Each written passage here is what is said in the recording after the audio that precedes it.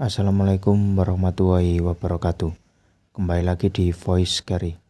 Untuk cerita kali ini ada cerita dari tulisan Vidi Muhammad. Dan untuk cerita yang saya bawakan hari ini yaitu cerita yang berjudul Tersesat di Gunung Arjuno. Dan sebelum lanjut ke videonya, jika kalian belum support channel ini, silakan kalian support dengan cara kalian subscribe dan aktifkan ikon loncengnya untuk pemberitahuan update video terbaru. Oke, seperti apa ceritanya? Langsung saja kita masuk ke videonya. Jangan lupa kalian bayangkan dan imajinasikan pikiran kalian. Kejadian ini terjadi pada tahun 2017. Agung, Nanda, Herman, dan Eka, mereka mempunyai niat untuk pergi ke Gunung Arjuno, tapi di antara mereka berempat, tidak ada yang mempunyai pengalaman di bidang pendakian. Oleh karena itu, mereka berempat berinisiatif mengajak Doni untuk mengantarkannya ke Gunung Arjuno. Doni memang lebih pengalaman dari mereka berempat, dan Doni merupakan kakak kelas mereka. Mendengar ajakan dari mereka, Doni berpikir kalau ke Arjuno berlima berarti ganjil dong. Kenapa Doni berpikir seperti itu? Karena setahu Doni, kalau mendaki ke Gunung Arjuno itu, kalau bisa jangan ganjil, karena mitosnya akan mengundang bahaya. Akhirnya Doni mempunyai inisiatif untuk mengajak satu temannya yang bernama Vicky untuk mengantarkannya mereka, dan tanpa keberatan Vicky setuju dengan ajakan Doni. Sekarang mereka sudah genap 6 orang. Setelah itu mereka berkumpul dan berunding untuk mempersiapkan peralatan yang dibutuhkan untuk pendakian nanti, sekalian menentukan hari pemberangkatan. Setelah semuanya sudah beres, maka ditetapkan hari pemberangkatan, yaitu hari Selasa. Singkat cerita, tibalah hari pemberangkatan itu. Hari Selasa siang mereka berkumpul di titik kumpul yang sudah direncanakan. Setelah sudah berkumpul, tiba-tiba ada satu anggotanya yang menghubungi Doni dan memberitahukan secara tiba-tiba bahwa tidak bisa ikut serta dalam pendakian ini, dengan alasan dia ada acara keluarga yang tidak bisa ditinggalkan. Mendengar kabar itu, Doni cemas karena sekarang jumlah mereka jadi ganjil lagi. Setelah berpikir, akhirnya Doni memutuskan untuk tetap berangkat karena nanggung juga dengan peralatan yang sudah disiapkan, dan siapa tahu nanti di base camp mereka bisa bertemu dengan pendaki lain dan bisa jalan bareng. Siang itu mereka lekas mengendarai motornya masing-masing menuju ke base camp Gunung Arjuno via Tretes. Sekitar pukul 2 siang mereka sampai di base camp. Sesampai di situ, Doni mengurus izin mendaki ke pos, dan setelah izin sudah didapatkan, tanpa menunggu lama, mereka memulai pendakian. Perjalanan dimulai dengan sangat-sangat santai, hingga sampai di pos 1 sekitar pukul 2:30 sore. Di pos 1 mereka istirahat sebentar untuk membeli minum di warung yang terdapat di pos 1. Sesampai di pos 1, belum ada kendala apapun. Setelah cukup beristirahat, perjalanan kembali dilanjutkan menuju ke pos 2. Perjalanan dari pos 1 menuju ke pos 2 ini rata-rata memakan waktu 2 sampai 4 jam. Mereka sampai di pos 2 tepat masuk waktu maghrib. Di pos 2 mereka break untuk menunggu habis waktu maghrib. Di pos 2 itu, Doni melihat salah satu anggotanya bernama Nanda sepertinya sudah kelelahan. Setelah habis waktu maghrib, Doni bertanya pada mereka, "Ini gimana? Kita camp di sini atau lanjut ke pos 3?" Nanda yang memang fisiknya sudah lemah menjawab, "Camp di sini aja mas, aku sudah gak kuat soalnya." Sebenarnya niat Doni mengajak mereka untuk camp di Lembah Kijang atau di pos 3. Soalnya nanggung kalau harus camp di pos 2, mengingat jarak dari pos 2 ke puncak masih sangat jauh. Tapi melihat keadaan Nanda yang sudah lemah, akhirnya terpaksa mereka camp di pos 2. "Ya udah, kita camp di sini. Besok pagi-pagi kita lanjut jalan lagi." Mereka mendirikan tenda di pos 2. Setelah itu masak dan makan.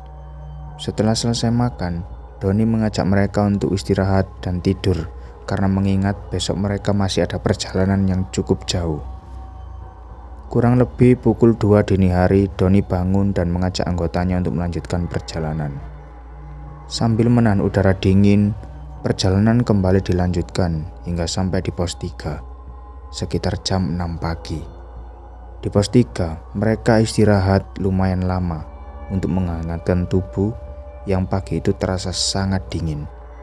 Setelah cukup lama beristirahat, perjalanan kembali dilanjutkan sekitar pukul 7 pagi.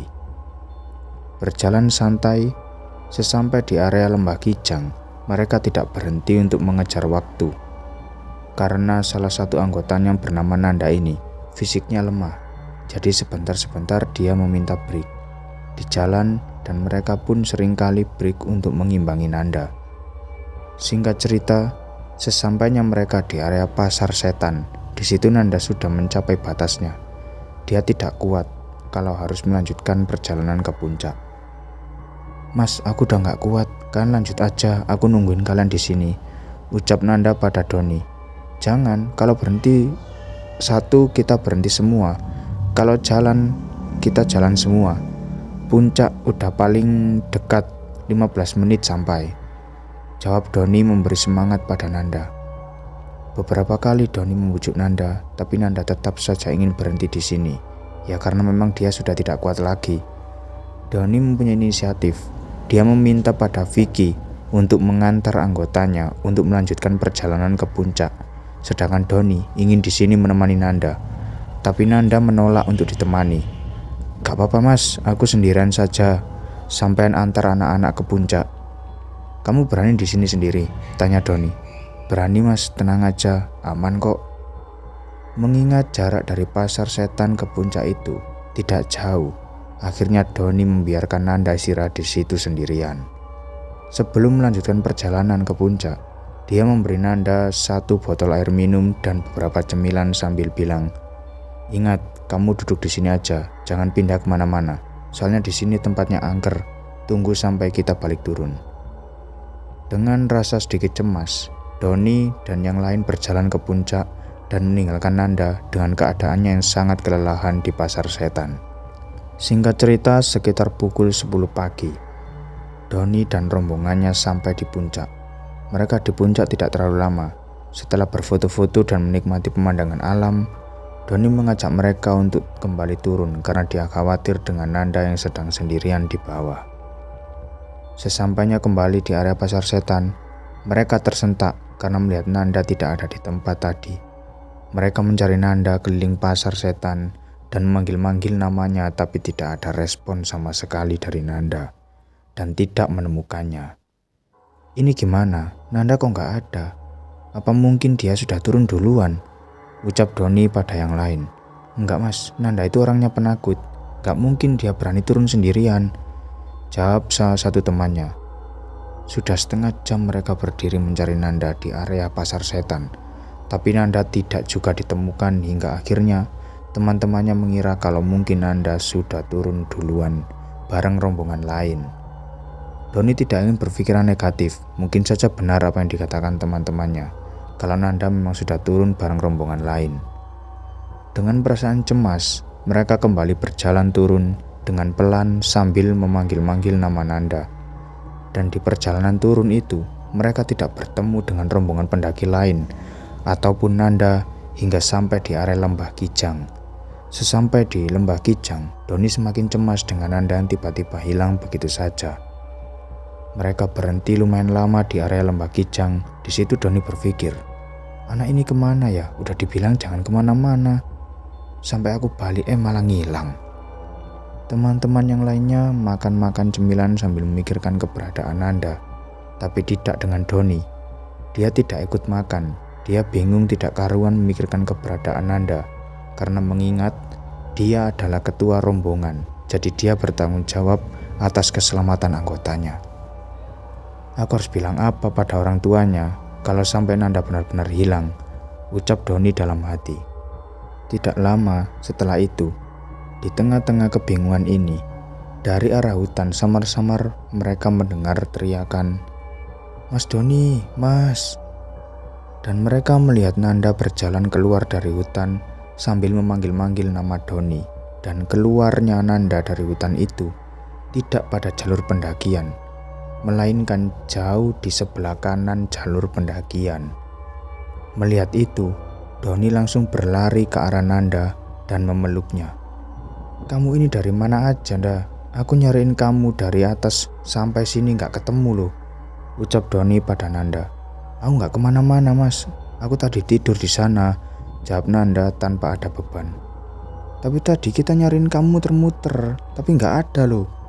Doni memberinya minum dan minta Nanda agar makan dulu. Setelah kepanikan mereka sudah mereda, Doni bertanya lanjut pada Nanda. "Nda, sebenarnya kamu tadi kemana? Kita udah nyariin kamu lama tapi gak ada." Nanda menceritakan sedikit tentang apa yang dialaminya pada Doni. Menurut Nanda, dia tidak pergi kemana-mana setelah ditinggal ke puncak itu. Dia tidur. Tidak lama tidur dia dibangunkan oleh kakek-kakek. Dan kakek itu berucap, "Le, ndang mudun, kari koncomu. Nak, turunlah, ditinggal teman-temanmu." Setelah bangun itu, Nanda melihat jam yang sudah menunjukkan jam 11 siang. Dia bergegas turun untuk menyusul teman-temannya yang kata kakek itu dia sudah ditinggal. Sambil berjalan turun, Nanda memanggil-manggil nama Doni hingga bertemu kembali di sini. Mendengar penjelasan itu, Doni semakin bingung. Kalau Nanda dibangunkan jam 11 siang, harusnya dia bisa bertemu dengan Doni dan yang lain di pasar setan. Sedangkan di jam 11 itu, Doni dan yang lain masih sibuk mencari Nanda keliling pasar setan. Bahkan Doni dan yang lain turun dari pasar setan itu kira-kira pukul setengah 12 siang. Doni berpikir, bisa jadi tadi Nanda ini disembunyikan makhluk gaib, tapi Nanda tidak menyadarinya. Dan kakek-kakek yang membangunkan Nanda itu bukan manusia. Doni tidak bilang tentang apa yang dalam pikirannya itu pada yang lain. Mengingat kedatangan Nanda dari tadi, dari arah hutan, teman-temannya yang lain memeriksa fisik Nanda karena takutnya dia terluka atau yang lain. Setelah diperiksa, syukurlah tidak ada luka apapun pada diri Nanda. Doni merasa sangat lega karena akhirnya Nanda bisa ditemukan. Kemudian dia mengajak rombongannya untuk melanjutkan perjalanan turun. Berjalan turun, mereka sampai di pos 3 sekitar pukul 3 sore. Sesampai di situ mereka istirahat di sebuah warung yang terdapat di pos 3 untuk membeli minuman. Ketika mereka sedang menikmati minuman, di warung tiba-tiba hujan turun hingga membuat mereka harus menunggunya sampai reda. Setelah lama menunggu, sekitar pukul setengah 4 sore, akhirnya hujan mulai reda. Doni berinisiatif untuk mengajak mereka turun agar tidak terlalu malam. Tapi karena kondisi masih rintik-rintik hujan, dia khawatir dengan keadaan anggotanya. "Kalian mau ikut turun sekarang atau nunggu hujan reda?" tanya Doni pada anggotanya. "Kami tunggu hujan reda aja mas, bareng rombongan lain," jawab mereka. "Ya udah, aku sama Vicky turun duluan untuk masak biar nanti kalian bisa langsung makan." Niat Doni ingin turun terlebih dahulu karena dia ingin memasak makanan di pos 2. Jadi nanti kalau mereka sudah sampai di pos 2, mereka bisa langsung makan. Di sisi lain waktu itu di pos 3 banyak pendaki lain, jadi mereka bisa turun bareng rombongan lain. Doni dan Vicky pun berjalan turun terlebih dahulu. Mereka berdua berjalan sedikit cepat dan sesekali berlari untuk mengejar waktu agar tidak kemalaman. Karena waktu itu mereka tidak membawa senter. Semua senter ada di rombongan yang masih tertinggal di pos 3. Di perjalanan turun ke pos 2 ini ada kejadian aneh yang dialami Doni dan Vicky. Kalau estimasi perjalanan naik dari pos 2 ke pos 3 itu membutuhkan waktu sekitar 3-5 jam. Harusnya kalau turun estimasi perjalanannya hanya 1,3 jam atau setengah dari perjalanan naik. Tapi waktu itu sudah 2 jam lebih mereka berdua berjalan. Mereka tidak kunjung sampai di pos 2. Padahal mereka berdua turunnya sudah ngebut. Harusnya tidak sampai 2 jam. Mereka sudah sampai di pos 2. Di situ, Doni mulai sadar bahwa jalan dilaluinya itu hanya berputar-putar di tempat yang sama. Dia bilang ke Vicky, "Vic, perasaan kita udah lewat jalan ini beberapa kali deh." "Gak tahu mas, aku gak merhatiin," jawab Vicky. Doni tidak ingin berpikir negatif dulu. Mungkin itu hanya perasaannya saja. Dan mereka tetap berjalan mengikuti jalur yang dilewatinya. Cukup lama berjalan, mereka tetap tidak kunjung sampai di pos 2. Hingga akhirnya Doni menandai sebuah pohon. Setelah pohon ini pasti belok ke kanan, kemudian ke kiri. Kalau nanti aku melihat pohon ini lagi, berarti benar. Kami memang berputar-putar. Mereka terus berjalan dan ternyata benar. Doni melihat lagi pohon yang ditandainya itu dengan rute yang sama. Setelah pohon itu belok ke kanan, kemudian ke kiri, dan ini sudah ketiga kalinya Doni melewati pohon itu. Doni sudah curiga kalau jalannya ini hanya berputar-putar, tapi dia mencoba terus berjalan lagi, siapa tahu memang itu pohonnya sama, dan ternyata mereka bertemu dengan pohon ini lagi, dengan rute yang sama sampai 5 kali. Kelima kalinya, Doni meminta Vicky untuk berhenti di pohon itu dan bilang, "Vic, berhenti dulu." "Kenapa mas?" "Aku dari tadi inget pohon ini udah kita lewati sampai 5 kali loh." Vicky tidak menyadari kalau mereka sudah melewati pohon ini 5 kali. Doni yang merasa lelah dan pikirannya kacau, dia teriak-teriak kesal karena sudah dibuat seperti ini. Perlahan Vicky menenangkan Doni. "Mas, sudah mas, sabar, kita jalan pelan-pelan aja." Kemudian Doni mencoba menenangkan pikirannya. Setelah sedikit tenang, dia bilang ke Vicky, "Vic, coba kita zikir sebentar." Mereka berdua pun berzikir membaca surat-surat pendek. Setelah itu Doni bilang, "Vic, aku pengen pulang." "Sama mas, aku juga." Lalu Doni berucap, "Mbah, kulo pengen mantuk. Kulong pun pegel. Kulong pun pengen mantuk, mbah." "Mbah, saya ingin pulang. Saya sudah capek. Biarkan saya pulang, mbah." Mendengar Doni berkata seperti itu, Vicky takut. Kemudian dia bertanya, "Mas, kenapa mas?"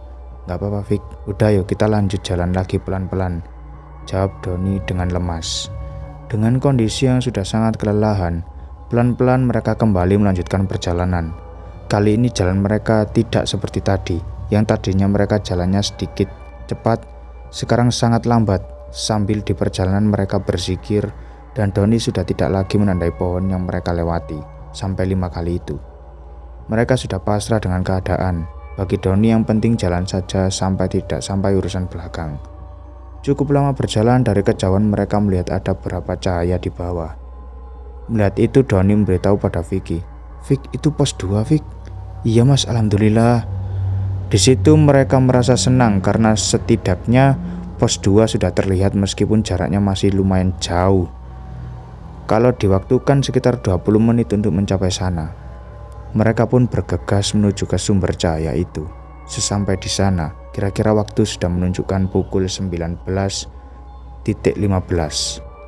Dan anehnya, belum ada 10 menit setelah mereka sampai di pos 2.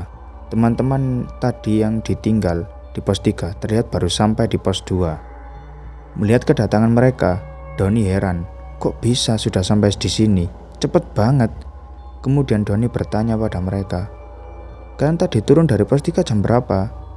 "Jam 4:30-an mas," jawab salah satu dari mereka. Mendengar jawaban itu Doni semakin heran, kok bisa secepat itu? Padahal tadi Doni berjalan dari pos 3 menuju ke pos 2 ini berjam-jam, dari setengah 4 sore sampai jam 7 malam. Tapi entahlah, kejadian ini sudah di luar nalar dan Doni tidak ingin memikirkan soal ini lagi. Yang terpenting, sekarang mereka sudah berkumpul lagi di pos 2. Sesampai di situ, mereka masak-masak dan makan malam.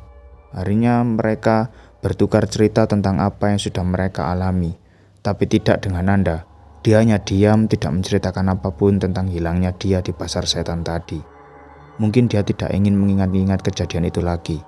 Doni bilang ke yang lainnya bahwasanya selama turun tadi, dia hanya berputar-putar di satu tempat. Singkat cerita, keesokan harinya mereka packing untuk persiapan turun. Sebelum melanjutkan perjalanan turun, Doni sempat mencari tempat untuk buang air kecil di dekat sumber air yang terdapat di pos 2, yang tempatnya sedikit menurun.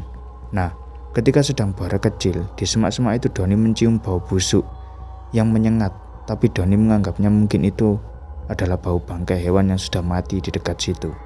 Setelah selesai, dia kembali ke teman-temannya dan melanjutkan perjalanan turun.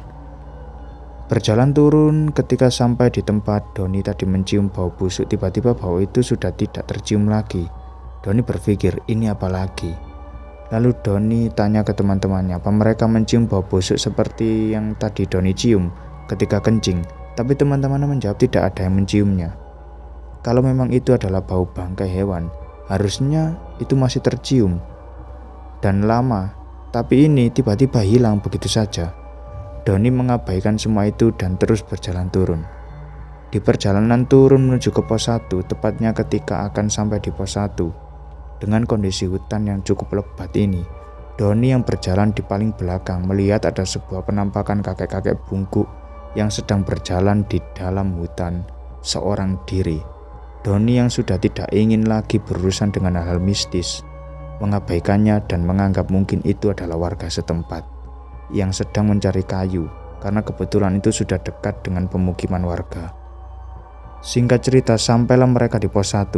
Sesampai di pos 1, mereka mendengar kabar bahwa ada orang hilang di hutan. Tapi yang hilang itu bukan pendaki melainkan warga setempat. Doni yang sudah tidak mau lama-lama di sini bilang ke teman-temannya, "Sudah, kita jangan ikut campur, kita langsung turun aja." Mereka pun lanjut berjalan turun. Sesampai di base camp, mereka istirahat dulu sambil cerita-cerita pengalamannya masing-masing, dan ternyata dari setiap orang mempunyai pengalaman mistis tersendiri ketika berada di gunung itu. Ini adalah pendakian termistis yang pernah dialami Doni selama dia mendaki ke beberapa gunung lain. Dan di pendakian ini, Doni benar-benar percaya kalau ternyata Gunung Arjuno memang menyimpan kisah angker di setiap areanya. Pelajaran yang bisa kita ambil dari kisah yang dialami Doni ini adalah dalam kondisi apapun jangan sampai kita meninggalkan teman kita ketika di gunung, karena kita tidak akan tahu apa yang akan terjadi ketika berada di gunung, apalagi Gunung Arjuno yang dikenal angker. Dan jangan menyepelekan gunung, karena bisa saja kalau kita menyepelekan gunung, gunung juga akan menyepelekan kita. Oke, sampai di sini dulu ceritanya. Agar tidak ketinggalan cerita-cerita horor menarik lainnya, silakan kalian subscribe channel ini dan hidupkan ikon lonceng notifikasinya. Wassalamualaikum warahmatullahi wabarakatuh.